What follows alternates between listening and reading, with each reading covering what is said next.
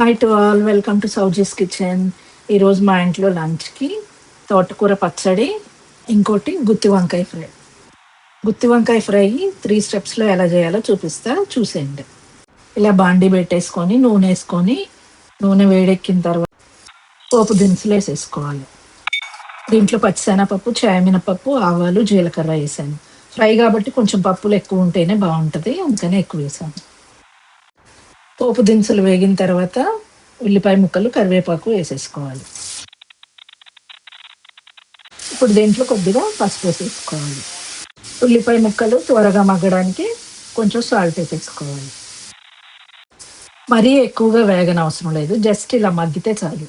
ఇప్పుడు కోసి పెట్టుకున్న వంకాయలు వేసేసుకోవాలి. ఇందాక ఉల్లిపాయ ముక్కలు జస్ట్ మగ్గటం కోసం కొంచెమే సాల్ట్ వేసాను. ఇప్పుడు ఈ వంకాయలకి సరిపడా ఇంకొంచెం సాల్ట్ వేసేసుకోవాలి. ఇప్పుడు ఈ వంకాయల్ని మూత పెట్టేసి మగ్గిచ్చేసుకుందాం. తోటకూర పచ్చడి కోసం వేయించుకున్న టొమాటో ముక్కలు, పచ్చిమిరపకాయలు వేగిపోయాయి. ఇవి తీసి పక్కన పెట్టేసేసుకుందాం. ఇవి వేయించేటప్పుడే నేను కొంచెం చింతపండు, కొంచెం సాల్ట్ అది కూడా వేసాను. దీంట్లోనే శుభ్రంగా కడిగేసి కోసి పెట్టుకున్న తోటకూరని వేసుకొని వేయించేసుకోవాలి.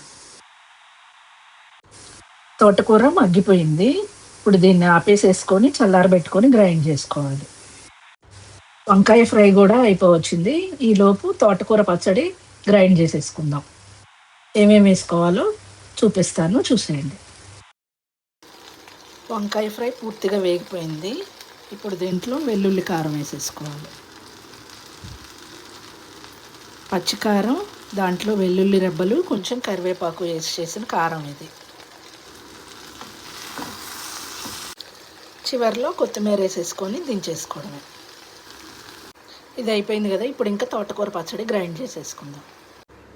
దీంట్లో వేయించి పెట్టుకున్న తోటకూర వేసేసుకొని, దాని తర్వాత పచ్చిమిరపకాయలు, టొమాటో ముక్కలు కూడా వేయించేసుకున్నాం కదా, చింతపండు వేసుకొని అవి కూడా వేసేసుకొని, ఇవి వేగేటప్పుడే ఉప్పు వేసాను కాబట్టి తర్వాత కొంచెం సరిపోకపోతే చూసుకొని వేసుకోవచ్చు.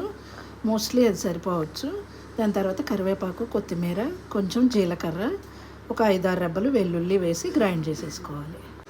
ఇంతే అండి, తోటకూర పచ్చడి కూడా రెడీ అయిపోయింది. ఈ వీడియో మీకు నచ్చినట్టయితే కనుక ప్లీజ్ లైక్ చేయండి, షేర్ చేయండి, నా ఛానల్ని సబ్స్క్రైబ్ చేసుకోండి. Thank you for watching my videos.